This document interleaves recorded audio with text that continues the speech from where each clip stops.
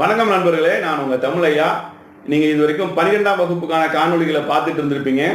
ஆனா இன்றைக்கு நாங்க என்ன பண்ண போறோம் அப்படின்னா, 12ஆம் வகுப்புக்கு பிறகு, அதாவது கிராமப்புறங்களில் படிக்கிற மாணவர்கள், அரசு பள்ளிகளில் படிக்கிற மாணவர்கள் 12ஆம் வகுப்புக்கு பிறகு என்ன படிக்கணும், எங்க படிக்கணும், குழப்பமான சூழ்நிலைகள்ல இருக்கிறத நாங்க தெரிஞ்சுக்கிட்டோம்.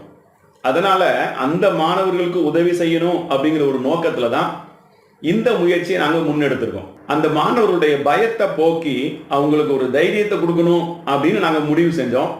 கல்லூரி, பள்ளிக்கூடங்கள்ல பிளேஸ்மெண்ட், இந்த மாதிரி எல்லா துறைகள்லையுமே அனுபவமிக்க ஒரு நபரை நாங்கள் தேடும்போது டாக்டர் மோனிகா பால் அவங்க இந்த துறையில பல வருடங்கள் அனுபவம் மிக்கவர். நம்ம ஸ்டுடியோவுக்கு கூட்டிட்டு வந்திருக்கோம். உங்க சார்பாகவும் நம்ம ஓசனா எஜு மீடியா சார்பாகவும் அவங்கள வருக என வரவேற்கிறோம். இந்த 12ஆம் வகுப்பு மாணவர்கள் ஒரு நம்பிக்கையோட அவங்க தேர்வெல்லாம் எழுதி முடிச்சிருக்காங்க. அவங்க தேர்வு முடிவுகளுக்காக காத்துட்டு இருக்காங்க. இந்த சூழ்நிலையில இந்த மாணவர்கள் அவங்க மனசுல நிறைய சந்தேகங்களோடு இருப்பாங்க. நமக்கு படிக்க முடியுமா, நல்ல காலேஜ் கிடைக்குமா அப்படின்னு அவங்கள்ட்ட நிறைய சந்தேகங்கள் இருக்கு. இன்னைக்கு தமிழ்நாடு முழுவதும் பேசு பொருளாக இருக்கக்கூடிய ஒரு காரியம் என்ன அப்படின்னா நுழைவுத் தேர்வு, என்ட்ரன்ஸ் எக்ஸாம்.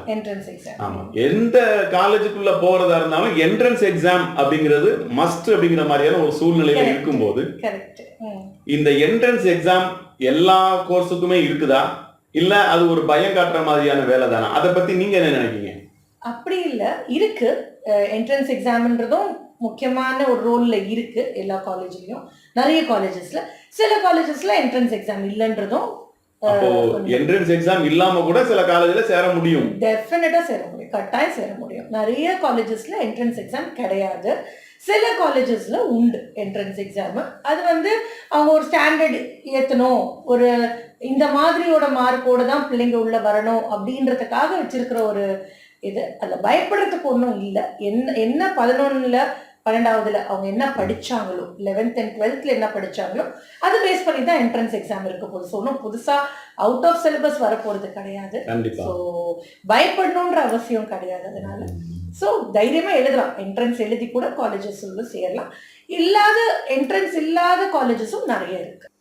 இப்போ 12ஆம் வகுப்பு படிச்சு முடிச்சிருக்கேன், நான் தான் 12ஆம் வகுப்பு படிச்சு முடிச்சிருக்கேன், எனக்கு எப்படி கட் ஆஃப் கண்டுபிடிக்கிறது அப்படின்னே தெரியல அப்படிங்கிற மாதிரி சூழ்நிலையில நான் இருக்கேன். எனக்கு நீங்க என்ன அட்வைஸ் பண்ணுவீங்க? எப்படி கட் ஆஃப் கண்டுபிடிக்கிறது?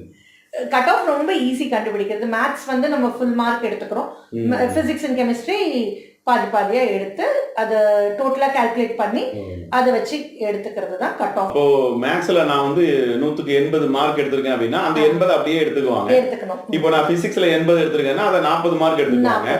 அப்ப நான் கெமிஸ்ட்ரியில 80 மார்க் எடுத்திருக்கேன்னா அதுலயும் 40 மார்க் எடுத்துக்குவாங்க. அப்ப என்னோட கட் ஆஃப் 160. அந்த மாதிரி கட் ஆஃப் கண்டுபிடிக்கிறாங்க. அவ்வளவுதான். இந்த கட் ஆஃப் வச்சு காலேஜஸ்ல போய் சேர்றது கவுன்சிலிங் நடக்கும். நீங்க கவுன்சிலிங் அப்ளை பண்ண அண்ணா யூனிவர்சிட்டி மூலமா போகிறோம், அண்ணா யூனிவர்சிட்டி இல்ல அண்ணா யூனிவர்சிட்டி அஃபிலியேட்டட் காலேஜஸ் போறோம் அப்படின்ற போது இந்த கட் ஆஃபை வச்சு அவங்க ஒரு ரேங்கிங் பட்டியல் போடுவாங்க. நீங்க அப்ளை பண்ணணும், கவுன்சிலிங்க்கு அப்ளை பண்ணும்போது அவங்க ஒரு ரேங்கிங் பட்டியல் போடுவாங்க. அதுல உங்க பேர் எத்தனாவது நாள் வருது, இல்ல எந்த ரேங்கிங்ல வருதுன்னு பார்த்து அப்ப என்ன காலேஜஸ் அவைலபிளா இருக்கு. ஏன்னா நம்ம தினம் கவுன்சிலிங் எனக்கு ஒரு 5வது நாள் 6வது நாள் அப்படின்ற போது வெறும் நான் ஒரு 5வது நாள் நான் பாத்துக்கிறேன் காலையில எழுந்திரிச்சு அப்படின்னு சொல்லக்கூடாது. ஸ்டார்டிங்ல இருந்தே கவுன்சிலிங் பார்த்துட்டு வரணும். எந்த மாதிரி நம்பர்ஸ் மூவ் ஆகுது, எந்த மாதிரி சீட்ஸ் காலி ஆகுது. இப்போ எடுத்தீங்கன்னா ட்ரெண்ட்ல இருக்கிறது கம்ப்யூட்டர் சயின்ஸ் ரிலேட்டட் கோர்சஸ் எல்லாமே ட்ரெண்ட்ல இருக்கு இன்ஜினியரிங்கை பொறுத்த வரைக்கும். ஸோ எந்தெந்த காலேஜஸ்ல கோர்சஸ் போகுது, எந்தெந்த காலேஜஸ்ல சீட் காலி ஆகுது, நம்ம கம்யூனிட்டி தகுந்தபடி நமக்கு எந்த இடத்துல எந்த காலேஜஸ்ல இன்னும் எத்தனை சீட்ஸ் பாக்கி இருக்கு அதை நோட் பண்ணிக்கிட்டே வந்தோம்னா நமக்கு சாய்ஸ் ஆஃப் காலேஜ் ஈஸியா இருக்கும். அண்ணா யூனிவர்சிட்டியில கிடைக்குமா கிடைக்காதான்ற ஒரு பயம் இருக்காது. ஒரு என்ன சொல்லுவாங்க, அத ஒரு குறிப்பு நம்ம எடுத்துக்கலாம். ஓகே, இந்த நாள் வரைக்கும் இது ரேங்க் போயிருக்கா, எனக்கு வருமா வராதா அப்படின்ற ஒரு கணிப்பு பேசிக்கா. அடுத்து ஒருவேளை அண்ணா யூனிவர்சிட்டி இல்லைன்னா வேற எந்த காலேஜஸ் அப்படின்ற ஒரு கணிப்பு எடுத்துக்கிறதுக்கு நம்ம ஃபுல் கவுன்சிலிங் ஃபாலோ பண்ணணும். வெறும் அன்னைக்கு காலையில எந்திரிச்சு பார்த்தா முடியாது. பேசிக்கா இந்த கிராமப்புறத்துல இருக்கிற மாணவர்கள் இந்த அண்ணா யூனிவர்சிட்டி அப்ளை பண்றதுக்கு, அதாவது கவுன்சிலிங் அப்ளை பண்றதுக்கு ஆன்லைன்ல தான் அப்ளை பண்ணணும்னு சொல்றாங்க. அப்போ இது கடினமா இருக்குமா உங்களுக்கு? இல்ல கடினம் அப்படின்றது கிடையாது. ஏன்னா 12th படிச்ச பிள்ளைங்க தான் அப்ளை பண்ண போறாங்க. இப்ப இந்த கோவிட் வந்தது பார்த்தீங்களா? கோவிட்க்கு அப்புறத்துல இருந்து எல்லாமே ஆன்லைன் அப்படின்னு மாத்திட்டாங்க. அப்போ அண்ணா யூனிவர்சிட்டி வெப்சைட் போய் அதுல அப்ளிகேஷன் ஃபார் கவுன்சிலிங்னே இருக்கு. அதுல அப்ளை பண்ணி அந்த சிம்பிள் ஸ்டெப்ஸ் தான். அதை ஃபாலோ பண்ணா இது பண்ணிக்கலாம், அப்ளை பண்ணிடலாம். அப்ளை பண்ணும்போது அதுக்கு முன்னாடி நம்ம எடுத்து பார்க்க வேண்டிய விஷயங்கள் mark sheet 11th 10th 11th 12th mark sheet எடுத்து வச்சுக்கிறோம். இல்லை 10th மார்க் ஷீட்டாவது வேணும் 10th 11th. அப்புறம் ஃபோட்டோ, சிக்னேச்சர் இதெல்லாம் நமக்கு ஸ்கேன் காப்பீஸாக வேணும். இது அப்ளை பண்ணுறதுக்கு முன்னாடி நம்ம இதெல்லாம் எடுத்து வச்சுட்டு அவங்க என்ன அப்ளிகேஷன் அப்ளை பண்ணுறதுக்குன்னு சில குறிப்பு கொடுத்துருக்கோம்.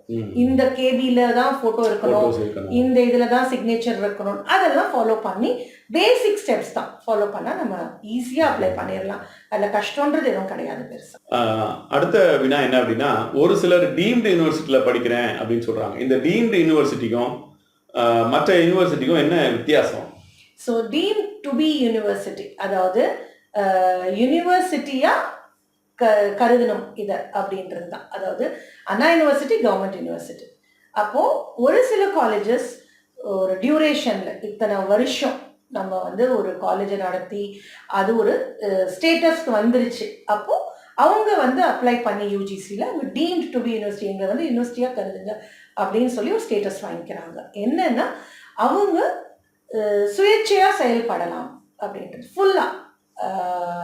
அதாவது அவங்களே எக்ஸாம் நடத்துறது, அவங்களுக்கான ரூல்ஸு, அவங்களுக்கான சப்ஜெக்ட், அவங்களுக்கான டிகிரி எல்லாமே வந்து அவங்க தனியாக படிக்கலாம் அப்படின்றது ஃப்ரேம் பண்ணுறது.